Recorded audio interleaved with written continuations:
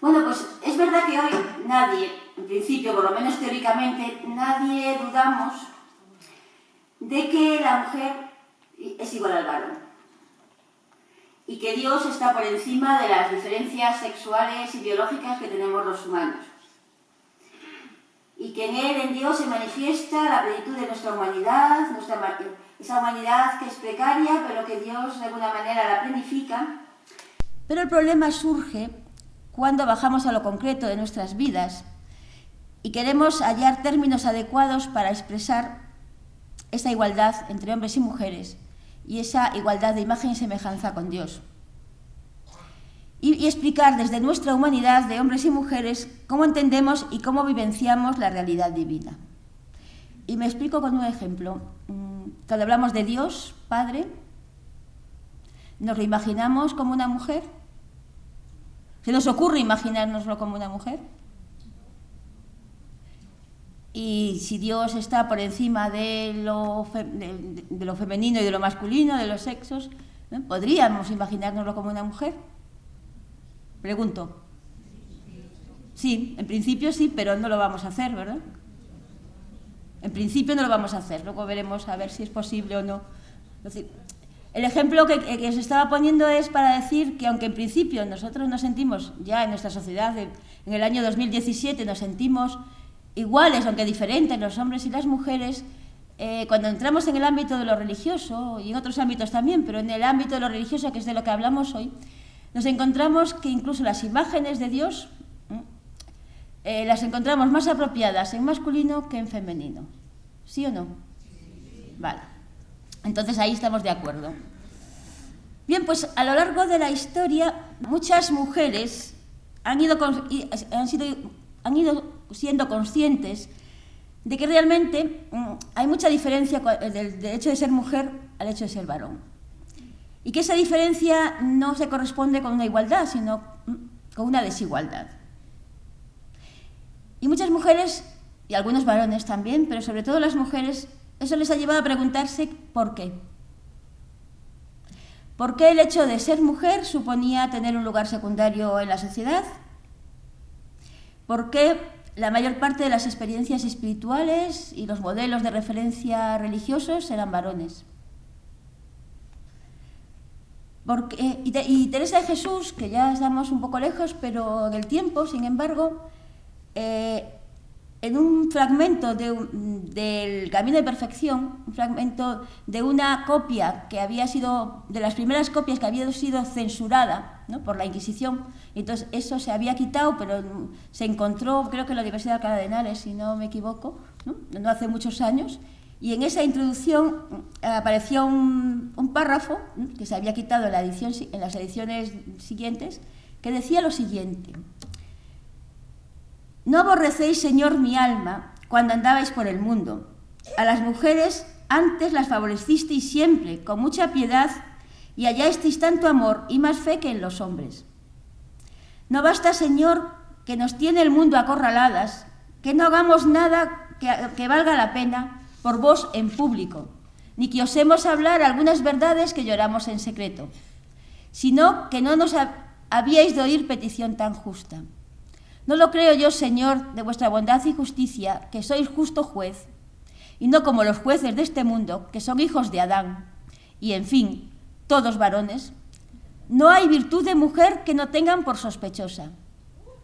Sí, que algún día ha de haber, rey mío, que se conozcan todos. No hablo por mí, que ya tiene el mundo conocido mi ruindad, y yo holgo que sea pública, sino porque veo los tiempos de manera que no es razón desechar ánimos virtuosos y fuertes, aunque sean de las mujeres. Dicho así, en el lenguaje del siglo XVI, ¿no? O sea, es decir, ¿por qué no se reconoce las virtudes de las mujeres? ¿No? ¿Y por qué en tiempos difíciles, que ya lo eran en el siglo XVI, no se aprovecha también los ánimos virtuosos y fuertes, aunque sean de mujeres? Y si tú nunca desdeñaste a las mujeres en tu vida pública, ¿por qué, sin embargo, nos sentimos desdeñadas, o ella se sentía desdeñada frente a los varones? Pues bien, hasta el siglo XIX, estos testimonios, como el de Santa Teresa y algunas más, eran bastante excepcionales, e imperceptibles en la sociedad. Sin embargo, cuando llega la modernidad, el siglo XVIII, el XIX, el XX, eso, la realidad, la historia, la cultura, las situaciones que se vivían en esos tiempos, la filosofía, propició el nacimiento de la conciencia femenina, que hizo que se configurase una reflexión propia y que posibilitó la conquista de derechos y de espacios propios para las mujeres. Y así nació lo que solemos llamar el feminismo, que hoy, quizá por evolución y por diversificación, ya no podemos hablar de feminismo, sino de feminismos, porque hay muchas maneras de ser feminista. Y el feminismo es pues a partir del siglo XIX las mujeres se preguntan ¿por qué no tenemos el mismo lugar de los varones? Y sobre todo se van a hacer una pregunta que es muy importante. ¿Por qué el hecho de ser mujer nos relega a papeles secundarios?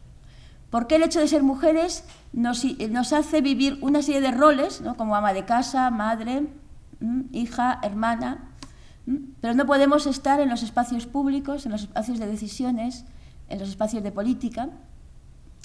Fijaros, en el siglo X, la Revolución Francesa, si recordáis, allí se hizo la Declaración de los Derechos del Hombre y del Ciudadano, ¿verdad? Y en los libros de historia siempre hemos estudiado que es el primer momento de la Declaración Pública de los Derechos Humanos. Pues resulta que al año siguiente, poco más, de la Declaración de los Derechos del Hombre y del Ciudadano, una mujer que se llamaba Olympia de Hughes, francesa, escribe los derechos de la mujer y la ciudadana. ¿Por qué? Porque ella sabía y entendió que los derechos del hombre y del ciudadano no incluían a las mujeres. Y a ella la guillotinaron por eso, por protestar por eso. Porque y nosotros siempre, al escuchar eso, nos pareció que era inclusivo, que todos estamos ahí. No, los derechos eran de los varones. Y entonces en el colegio hemos estudiado siempre que esa declaración incluía hombres y mujeres, y no. Esta mujer contemporánea de esa historia necesitó escribir la Declaración de los Derechos de las Mujeres y las Ciudadanas. Entonces, una de las cosas que se dan cuenta es que la diferencia sexual también era una diferencia cultural y de roles.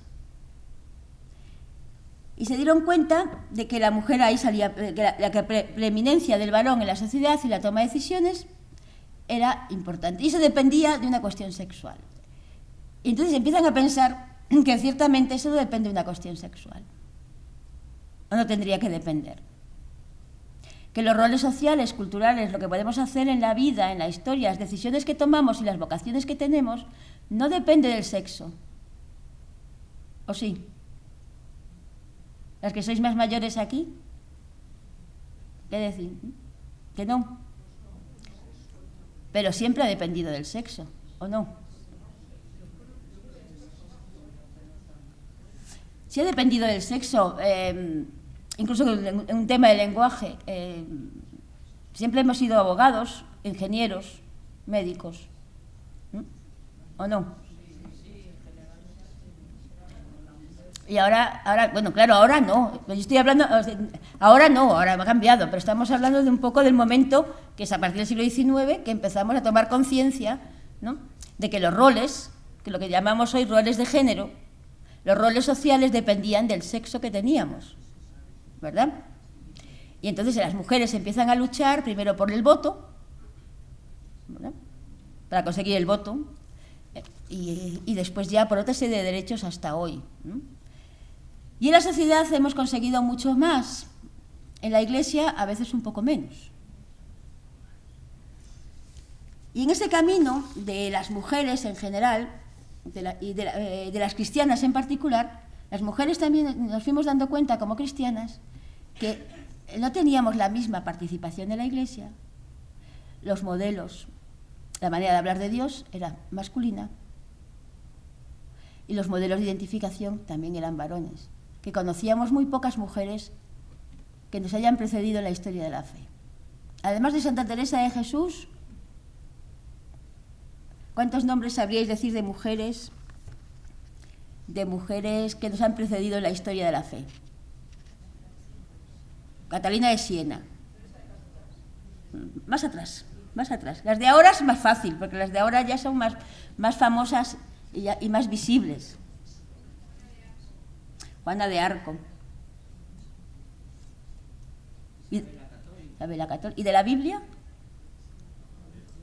La Magdalena. María Nazaret.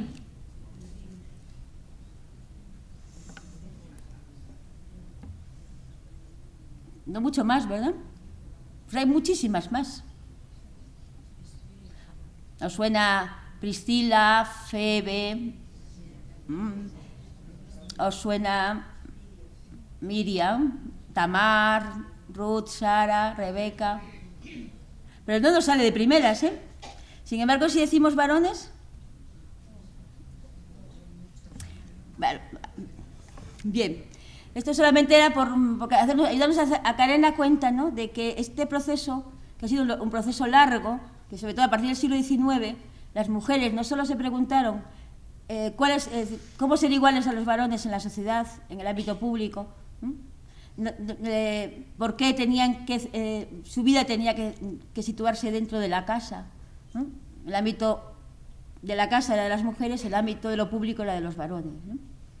Por eso las mujeres no votaban, por ejemplo. Bueno, por otras muchas razones, pero una de ellas es por esa diferencia, ¿no?, de espacios que en el mundo antiguo, pero hasta el siglo XIX e incluso el XX, eso era normal. Entonces, cuando las mujeres empezaron a salir al espacio público, empezaron a estudiar carreras, también hubo mujeres que estudiaron teología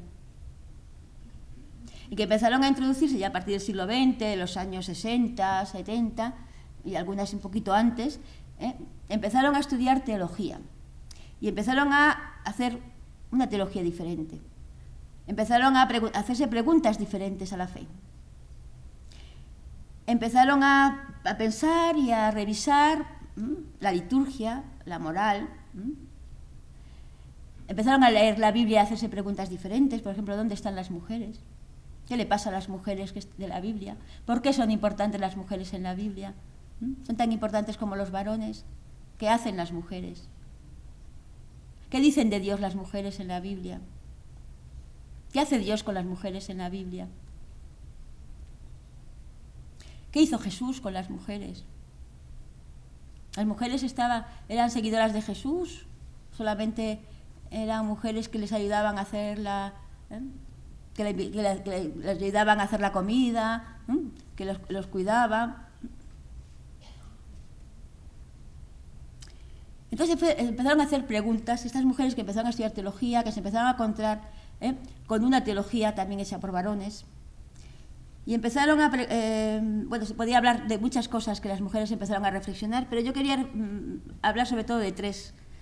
Una es la revelación, otra es el lenguaje sobre Dios y otra es la interpretación de la palabra de Dios. ¿Por qué? Porque son temas como muy centrales. Porque la Biblia es el libro fundamental desde el donde vivimos nuestra fe los cristianos y cristianas. Y porque la Biblia se puede interpretar de muchas maneras. Y de la Biblia se pueden recordar muchas cosas. Y con la Biblia se pueden justificar también muchas cosas. Y ha habido mujeres, sobre todo de los años 50, 60, que estudiaron teología y al final dejaron la Iglesia. Porque no se encontraban reconocidas, reflejadas, ¿no?, en su experiencia de mujeres y su experiencia de creyentes. Fueron excepciones, ¿no? La mayoría luchó por encontrar su sitio también dentro de la Iglesia. Pues bien,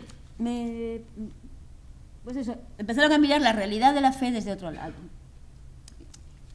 Entonces, en cuanto a la revelación, es decir, ¿qué ha dicho Dios al ser humano a lo largo de la historia? ¿Qué dice Dios en la Biblia? Pues las mujeres empezaron a preguntar cosas distintas. ¿Qué se preguntaron las mujeres? Las mujeres empezaron a decir, por ejemplo, ¿por qué en los textos bíblicos, por ejemplo, ¿recordáis la historia de Tamar? ¿Os suena Tamar? ¿No? Tamar es una mujer que que se casa con el hijo de uno de Jacob, que se llamaba Judá, que se muere, se casa con el segundo y se muere. El padre, el suegro, no le quiere dar a su tercer hijo. ¿Recordáis esa historia? Bueno, y que al final ella se disfraza de prostituta para engañar a su suegro y tener un hijo, ¿no?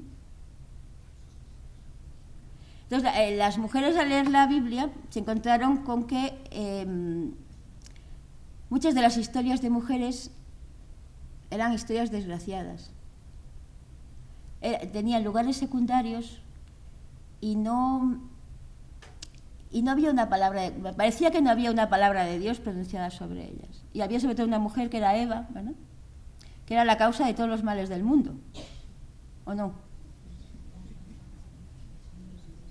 Bien, pues a finales del siglo XIX hubo una mujer que se llamó Elizabeth Cady Stanton, norteamericana, que junto con un grupo de otras mujeres también, que habían estudiado teología, empezaron a leer la Biblia y a ir quitando todo aquello que ellas se experimentaban que hacía daño a la vida de las mujeres.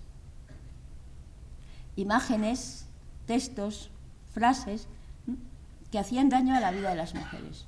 O a releer otras historias, ¿no?, de forma distinta para que fueran también experiencia de salvación para las mujeres. Y ellas descubrieron que el discurso sobre Dios no era neutro y que el discurso sobre Dios, incluso el de la Escritura, estaba sesgado por una mirada muy concreta, por una mirada que ellos llamaron una mirada androcéntrica y patriarcal. ¿Os suenan esas palabras? Sí, ¿no? Androcéntrica es decir que está mirada desde la perspectiva del varón, y patriarcal quiere decir que está mirada, o sea, quien está en la parte de arriba, ¿no?, que es el modelo, el padre, ¿no?, el que gobierna, es el varón. Y se dieron cuenta de que muchas de las cosas, parte de las razones por las cuales eso había llegado así tenía que ver también con una lectura de la Biblia. Entonces ellas fueron empezando a sentirse con capacidad de hacer una lectura diferente y a entender que la palabra de Dios, la revelación, está también situada en la historia y que no todo lo que dice la Biblia es palabra de Dios. ¿O sí?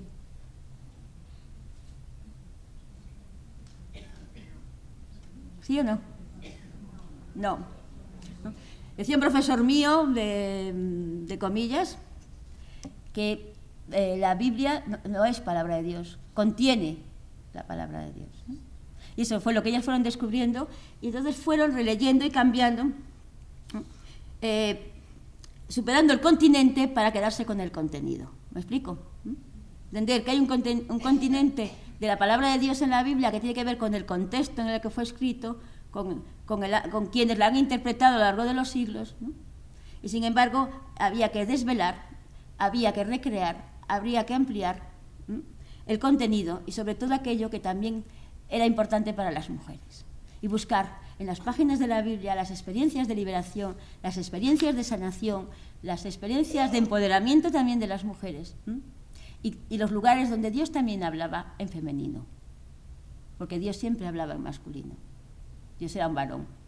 Y yo no sé, pero cuando uno, por ejemplo, se acerca al Nuevo Testamento y dice, y los discípulos seguían a Jesús, uno que entiende que eran varones, mujeres, varones y mujeres, varones. Sin embargo, discípulos es inclusivo, ¿no? Se puede utilizar, ¿o no?, para hombres y mujeres. ¿Sí o no? Entonces yo digo, los discípulos seguían a Jesús, yo puedo pensar que había mujeres, pero no lo pensamos. Ahora sí. Vale, pues estas mujeres lo que empezaron a hacer es decir, bueno, si aquí dice que eran, a lo mejor había mujeres, ¿y dónde estaban esas mujeres? ¿Y por qué? Y si estaban, ¿por qué no están ahora? ¿Y por qué no están las mujeres? Porque muchas veces que no estén no quiere decir que no estuvieran. Quiere decir que se las ha invisibilizado. No es nuestra charla esa, pero por muchas razones. Entonces ya empezaron a rescatar, a buscar entre las grietas de la palabra y de los relatos, ¿no?, la presencia de las mujeres. Por ejemplo, recordáis la suegra de Pedro, ¿verdad?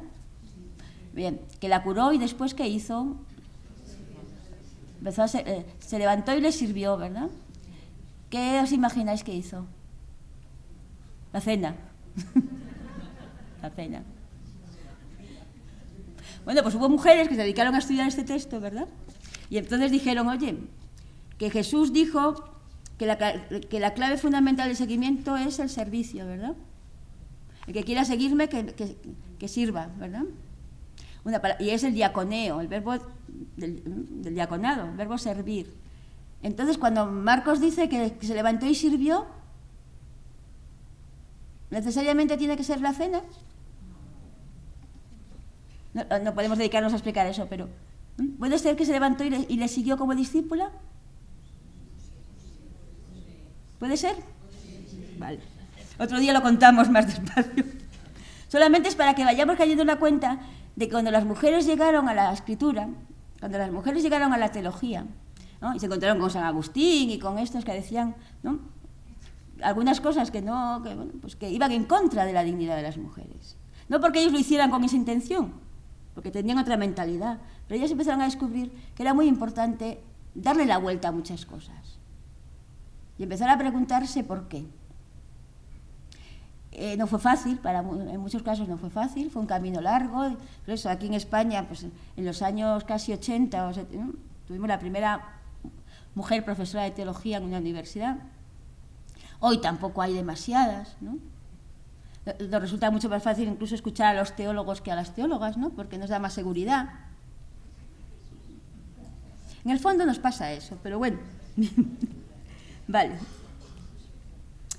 Entonces, bueno, pues poquito a poquito empezaron a encontrar en la palabra de Dios, en la Biblia, espacios de liberación de las mujeres. Y empezaron a cuestionar también las estructuras de la Iglesia, el modo de vivir la liturgia, el modo de hacer la catequesis, el modo en que se representaban las imágenes y el modo en el que se justificaba que las mujeres tenían que tener un lugar específico dentro de la Iglesia y dentro de la sociedad. Bien, la revelación, como es algo que acontece en nuestra historia, la revelación no acontece porque está escrita en la Biblia, acontece porque nosotras y nosotros la experimentamos, ¿no? La hacemos nuestra, la escuchamos para nosotras, ¿no? Cuando las mujeres hemos sido capaces también, ¿no?, ayudadas por las mujeres teólogas, ¿no?, y de algunos teólogos también. Ayer tuvisteis a Fernando, ¿verdad? Fernando Rivas. Bueno, pues Fernando también es un teólogo, es un historiador que ayuda mucho a descubrir también esta parte, ¿no?, más oculta de la historia de la fe en relación con las mujeres. Bueno, pues cuando hemos apropiado de la fe, de la revelación, cuando hemos descubierto poco a poco que también la Biblia habla de las mujeres y que también de Dios también se puede hablar en femenino, que Dios también se revela en la experiencia de las mujeres, que lo que nosotras como mujeres vivimos, sentimos, hacemos, soñamos, sufrimos, también tiene que ver con Dios. Cuando nos fuimos dando cuenta de que la historia, la memoria, había una genealogía de mujeres que nos habían precedido en la fe. Las mujeres de la Biblia, las mujeres del mundo antiguo, de siglos posteriores, que hicieron sus luchas y sus búsquedas y se encontraron con Dios. Y cuando hemos ido también a leerlas y a resaltar de ellas otras cosas diferentes, ¿no?, porque muchas veces a las heroínas del pasado las hemos leído también en clave masculina, es decir, la heroicidad, ¿no? Por ejemplo, Juana de Arco, que decíais por ahí, ¿no?, el poder de mando de Isabel la Católica, ¿no? O sea, características que estaban referidas fundamentalmente a los varones más que a las mujeres, ¿no? Y entonces, encontrar esas otras experiencias de mujeres, ¿no?, que tocan otros aspectos de la vida, otros valores, ¿no?, otras situaciones, ¿no?, descubrir el dolor con que vivieron muchas situaciones esas mujeres también, otras experiencias de las que estamos las mujeres más habituadas a vivir, ¿no? Hay un libro desde hace mucho tiempo de una autora que es una historiadora que habla sobre la guerra, no sé si es en Irán o Irak, y la pregunta que se hace es, y mientras los varones guerreaban, ¿dónde estaban las mujeres? ¿Qué les pasaba a las mujeres? Cuando hay una guerra, ¿qué les pasa a las mujeres? Porque muchas veces no están en la baja de muertos de la lista del ejército, ¿no? ¿Qué les pasa? ¿Cómo sufren las mujeres la guerra? ¿Qué lugar tienen ellas en este tipo de acontecimientos? Bueno, pues a veces son violadas, otras veces tienen que cargar con la historia. Una de las realidades que ayudó a la liberación de la mujer, ¿no?, en el siglo XX fue la Segunda Guerra Mundial y la Primera. ¿Por qué? Porque los varones estaban en el frente y las mujeres tuvieron que hacerse cargo de las fábricas, de las oficinas, de los coches, del transporte público, de todo. Y cuando ellos volvieron dijeron, ahora no, ahora ya estamos aquí y ya no nos vais a sacar. Eso fue así, ¿no? Entonces, las mujeres muchas veces en la historia de la sociedad hemos entrado en algunos ámbitos gracias a la excepción, ¿no? O por sustitución, ¿no?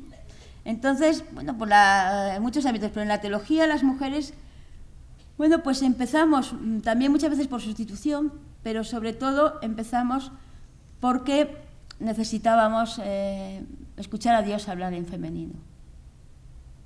Necesitábamos que Dios también se preocupaba de las cosas que a nosotros nos preocupaban. Y por eso empezábamos a interpretar la Biblia primero y luego a interpretar la teología, la tradición, la liturgia, etcétera. La moral, la historia de la Iglesia, etcétera. Bien, ¿cómo estamos de tiempo? 10, 15, 20 minutos, vale. Perfecto. Bien, pues entonces el primer aporte de la teología feminista a la fe es afirmar que Dios se revela también en la experiencia de las mujeres y que es importante recuperar los textos donde las mujeres son protagonistas, recrear las metáforas femeninas de Dios, hablar de Dios como madre, recordar a las mujeres bíblicas, no solamente recordar a Dios como madre, hacer que Dios es madre, ¿o no? Y rezar con ese Dios madre. A veces la gente se ríe y dice qué tontería, ¿no?, eso de hablar a Dios madre. ¿Y por qué habla de Dios padre? Claro, no es ni una cosa ni la otra, pero yo puedo elegir. Es decir, Dios no es ni padre ni madre, ni hombre ni mujer, pero yo puedo elegir. Como no es ni una cosa ni la otra, yo puedo elegir cómo visualizo a Dios en mi vida, ¿o no? Puedo elegir llamarle madre en vez de padre, o puedo hacerlo. Pero durante mucho tiempo, es decir, para las mujeres eso era difícil. Y además a veces se ríen, incluso hay gente que todavía se ríe, ¿no?, a tonterías eso, ¿no? O sea, yo con mis alumnos, yo dando clase en secundaria, alguna vez he hecho la experiencia en tercero y cuarto de secundaria de decir a los niños, dibujad a Dios como mujer. Y esto hace poco, hace un año, 2. Y muchos, yo recuerdo alguno, dice, profe, no se puede. No son niños de hace 30 años, son niños de antes de ayer. Profe, que no se puede. Digo, ¿cómo que no se puede? Es que Dios no se puede pintar como una mujer. ¿Y por qué no? Es que va a llevar falda. Digo, bueno, la lleva siempre, ¿no?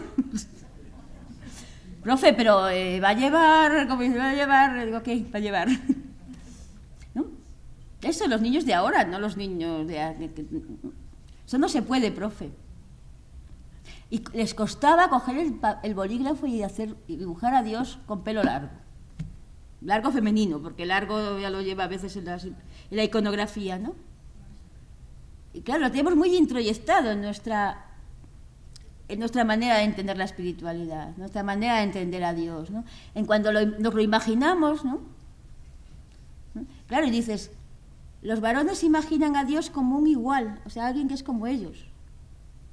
Y nosotros como alguien que es diferente a nosotros. Que es el otro lado. ¿Cómo sería yo crecer mi experiencia de fe relacionándome con un Dios que es como yo? Es decir, en lo que es bueno, ¿me entendéis el como yo, no? Yo puedo elegir, pero hasta hace mucho tiempo eso no era así, no podíamos elegir, no se nos ocurría elegir. ¿A que no? A las mujeres, ¿a que no? Entonces vimos, pues la teología, las mujeres teólogas empezaron a desarrollar metáforas femeninas, que ya están en la Biblia, muchas de ellas. Hay muchas metáforas femeninas de Dios, hablando, no en femenino, sino con imágenes femeninas, ¿no? Pero bueno, a atreverse un poco más a nombrar a Dios en femenino, a ponerle nombres femeninos, a imaginártelo como una mujer. Y eso no tiene que ver ni con ritos raros, ni extravagancias de algunas locas que están por ahí. No, es pensar que también, bueno, nosotros también necesitamos visibilizar la experiencia de Dios con algo que es como mucho más nuestro, más conocido, ¿no? En un ser de mujer, que no lo es ni lo uno ni lo otro, pero puedo elegir. Y nos ha costado mucho llegar ahí. Bien, y claro, de ahí, bueno, pues empezamos también a percibir a Dios de otra manera. Es decir, vale, pues entonces muchas de las palabras y de los modos de hablar de Dios no nos valen, porque son solo masculinos.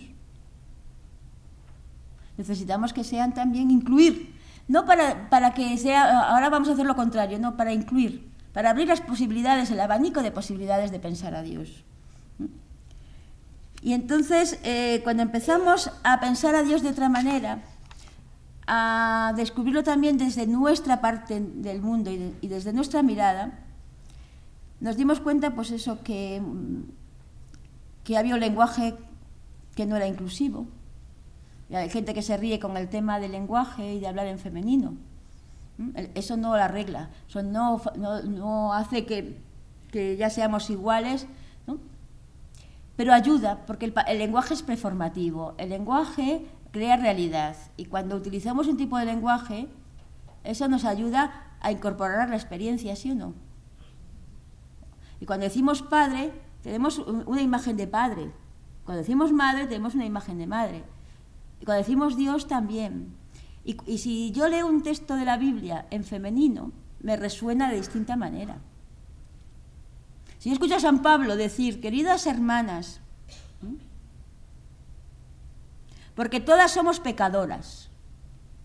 Claro, cuando Pablo dice todos somos pecadores, bueno, más o menos en general, ¿no?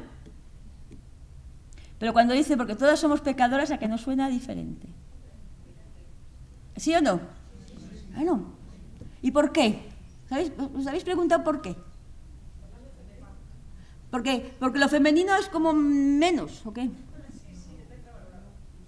Quiere decir, incluso el lenguaje a veces. No es lo mismo un zorro que una zorra, ¿verdad? En el lenguaje... no es lo mismo un lagarto que una lagarta. Un ratón que una rata. Un perro que una perra.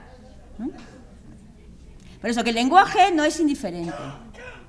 Y no entramos en abusar o no abusar del lenguaje en femenino, pero a veces necesitamos también escuchar la palabra de Dios dirigida a nosotras, porque generalmente está está en masculino. Y sí, nos tenemos que sentir incluidas, pero ¿cuándo? Cuando Jesús iba con sus discípulos, ¿cuándo me siento incluida? ¿Cuándo decido que me siento incluida? ¿Y con qué criterios me siento incluida aquí como discípula y aquí no? Si está en masculino.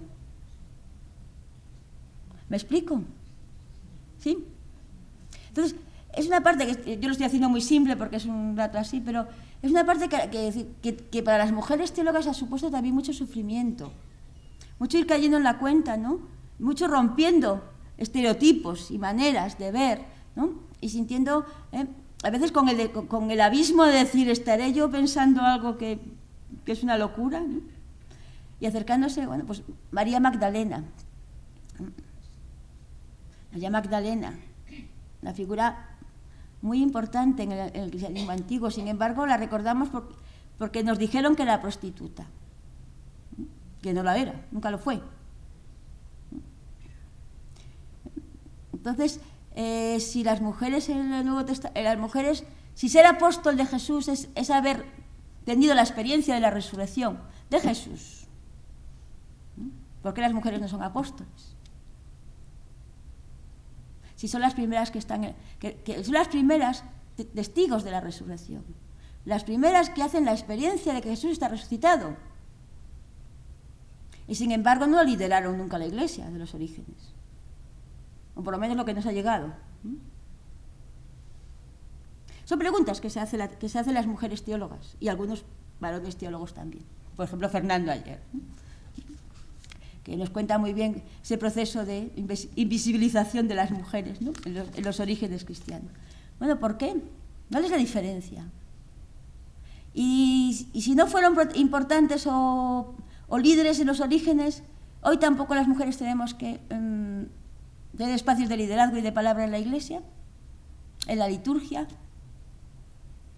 Las mujeres madres no tienen una palabra en la moral familiar, por ejemplo. Mujeres moralistas que tengan una palabra desde las mujeres en la moral. Las hay, claro, ahora las hay. Esas son las mujeres que se fueron incorporando en España un poquito más tarde a la reflexión sobre Dios. Bien, claro, cuando llegamos a descubrir la revelación de la que también formamos parte las mujeres, y también está dicha para nosotras, y también podemos apropiárnosla y personalizárnosla en lo que somos, y que Dios también habla en femenino para nosotras. Cuando eso nos llevó a cambiar el discurso sobre Dios y tener un lenguaje diferente para hablar de Dios, que empezamos a decir a Dios con metáforas femeninas, a descubrir que podemos decir, queridos hermanas y hermanas, somos pecadoras. Y puede significar lo mismo, o queremos que signifique lo mismo que cuando decimos somos pecadores. Cuando hemos ido haciendo ese camino de reflexión, de diálogo también con otros varones, nos fuimos encontrando que, así como en la sociedad íbamos avanzando en nuestro caminar, como mujeres en igualdad y reciprocidad con los varones, nos encontramos que en la Iglesia era más difícil, ¿verdad? No hace mucho, las superiores generales de las congregaciones femeninas le preguntaron al Papa por qué no se reflexionaba sobre el diaconado femenino, ¿verdad? Y el Papa hizo una comisión para reflexionar si es posible que las mujeres sean diáconos. Y muchas mujeres nos preguntamos, ¿es necesario hacer una comisión para pensar eso? Desde todo esto que acabamos de ver, ¿no? Si las mujeres somos hijas de Dios, imagen y semejanza de Dios, hemos hecho a lo largo de la historia experiencia de Dios, hemos acompañado la fe, hemos dado la vida por la fe y por el seguimiento de Jesús, hemos tenido palabra y corazón dentro de la Iglesia. Pues tenemos que pensar si es posible que tengamos un espacio de palabra y liderazgo dentro de la Iglesia. Pues sí, parece ser que hay que pensarlo. Y hay que pensarlo por toda esta historia, porque la Iglesia nace también en un contexto patriarcal y androcéntrico, que va más despacio en la reflexión y en los caminos. Pero que las mujeres, en este caso las mujeres teólogas, pues decimos que es necesario abrir los espacios de las mujeres en la Iglesia para poder vivirnos también en igualdad y reciprocidad. ¿Nos sentimos las mujeres iguales dentro de la Iglesia? Pues la teología feminista, porque la teología feminista o las mujeres, cuando se habla de feminismo, a mí me da mucha pena cuando y las generaciones más jóvenes lo suelo escuchar mucho, no, yo defiendo los derechos de las mujeres, pero yo no soy feminista. Y a mí me da mucha pena por dos razones. Una, porque las mujeres que nos han precedido y que han conseguido muchos derechos para las mujeres en el mundo, especialmente en nuestras sociedades occidentales, ¿no? En igualdad, ¿no? Igualdad de derechos, igualdad de oportunidades, etcétera, por lo menos, en teoría, intentando caminar hacia ello, ¿no? Pero nadie lo cuestiona ya. Es un camino que han hecho las mujeres que nos han precedido y que se llamaron a sí mismas feministas porque luchaban por eso. Luego ha pasado que el feminismo nos lo hemos imaginado como unas señoras gordas con pelo corto y gritando a favor del aborto, ¿verdad? Bueno, esas pueden ser feministas, yo no lo dudo. Por eso he dicho al principio, no hay feminismo, hay feminismos. Pero ser feminista supone ser mujeres que luchamos por los derechos de las mujeres por la igualdad y la reciprocidad en la sociedad, en la cultura, en la política y en la Iglesia. Y eso tendría que ser un título honorífico, no un título de rechazo. Porque si querer, es decir, cuando no nombramos las cosas, ¿no? Las cosas desaparecen, se invisibilizan. Entonces, no todas las mujeres son feministas, no todas las mujeres se sienten a disgusto, bueno, en los espacios tradicionales. Y muy bien, pero hay otras muchas que sí, en las que nos sentimos pues más incómodas, las que vamos descubriendo que las cosas se pueden pensar de otra manera, que Dios se puede pensar de otra manera, que la Biblia se puede leer de otra manera, que la Iglesia se puede estructurar de otra manera, que necesitamos que se cuente con nosotras, y con nuestra palabra, y con nuestra reflexión, y con nuestra capacidad de conocer, de estudiar y de proponer. Entonces, nos tenemos que llamar feministas. Y a mí me gustaría que no nos secuestraran el nombre, ¿no?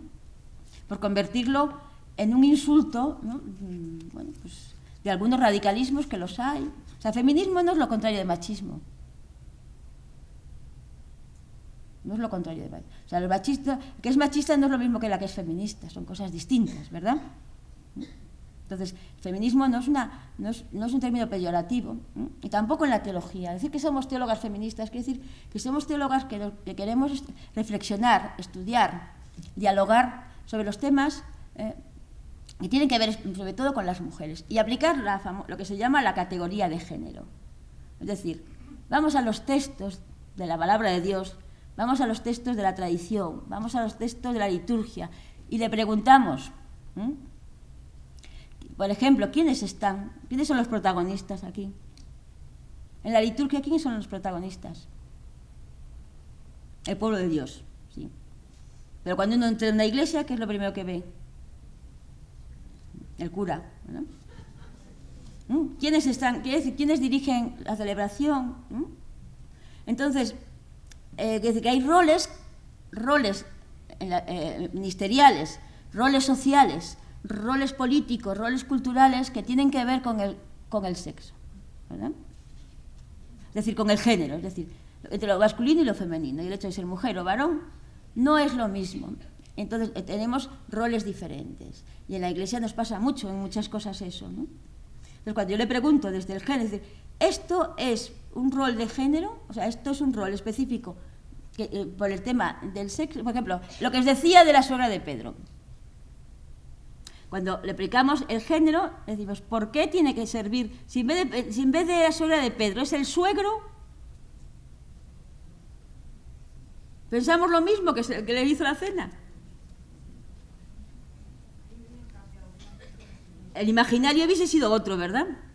Bueno, esta es aplicar la categoría de género. Preguntarnos si esto tiene que ser así, o preguntarnos cuáles son los engaños que nosotros mismos nos hacemos. Porque a mí no me dice que la suegra de Pedro fue a hacer la cena. Solo me dice que le sirvió, pero porque el rol femenino es servir la mesa, decido que ella sirve la mesa. Como el rol del varón es dirigir, ¿no? Pues entonces el suegro de Pedro pues hubiese hecho otras cosas. Bueno, eso es la categoría de género. Eso es decirle preguntar si eso es así porque por naturaleza o eso es así por cultura. Y hay que preguntarle a los textos eso. Hay que preguntarle a los textos eso también. Y a la liturgia, y a la tradición, y a la reflexión de los grandes teólogos y teólogas del momento, etc. Bueno, y terminando, voy a terminar con imágenes, porque poniéndole rostros a las personas, pues es más fácil, ¿verdad?, retener. O sea, no es una cosa que nos la hemos inventado, hay teólogas, fíjate, feministas por el mundo, ¿no? No sabemos qué hacen, pero están ahí. Entonces lo que quiero es hacer memoria de ellas. Una de ellas, la que está arriba, voy a poner una diapositiva con teólogas norteamericanas y otra con teólogas españolas, ¿no? Pongo una con las americanas porque son las pioneras, porque son las que empezaron y fueron un poquito las que marcaron un poco el caminar. Bueno, pues ellas unas son religiosas, otras no. Bueno, algunas las conocéis seguro, Joan Chittister, habréis leído seguramente cosas de ella, ¿no? Elizabeth Johnson, es una maravilla leer sus libros. Hay uno que se titula En memoria de ella. No, perdón. La que es. ¿Recordáis que Moisés, cuando se encuentra la zarza ardiendo, Dios le dice, soy el que soy? ¿Verdad? Y ella, su libro, que es sobre Dios, lo titula La que es.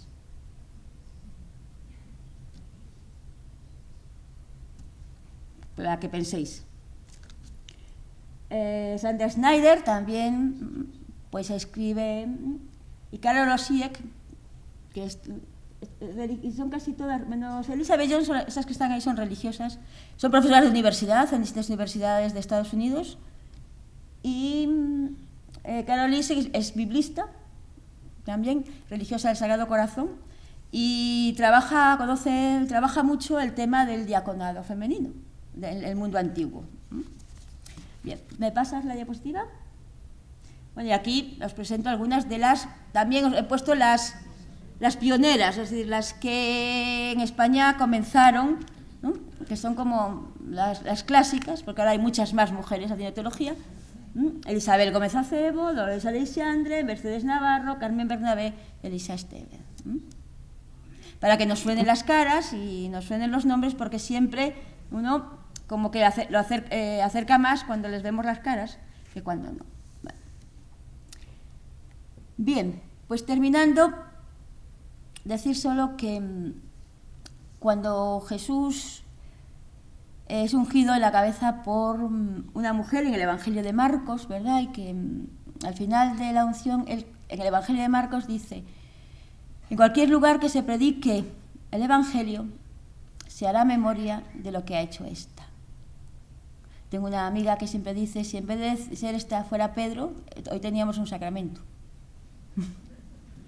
¿No? Porque el lenguaje de Jesús, o sea, la expresión, ¿no? Cualquier lugar del mundo en que se predique el Evangelio, se hará esto en memoria de ella. Bueno, pues si la buena noticia de Jesús es salvación, es liberación, el feminismo, o sea, es decir, la palabra de las mujeres, la reflexión de las mujeres, las reivindicaciones y las luchas de las mujeres, el dolor y el sufrimiento también de las mujeres, es también está incluida en esa experiencia de buena noticia. Y si es así, el feminismo, la teología feminista y la palabra de Dios no pueden hacer otra cosa más que encontrarse. Y encontrándose, yo creo que puede ser también una experiencia de liberación, el encuentro entre la palabra de Dios, la fe y la experiencia de las mujeres es una experiencia de Dios, es un signo de los tiempos, dicho en el lenguaje del Vaticano II, es un paso hacia adelante también en el descubrimiento de la buena noticia y también en ampliar en los horizontes de quién es Dios, el Dios de Jesús, para los hombres y mujeres del siglo XXI. Y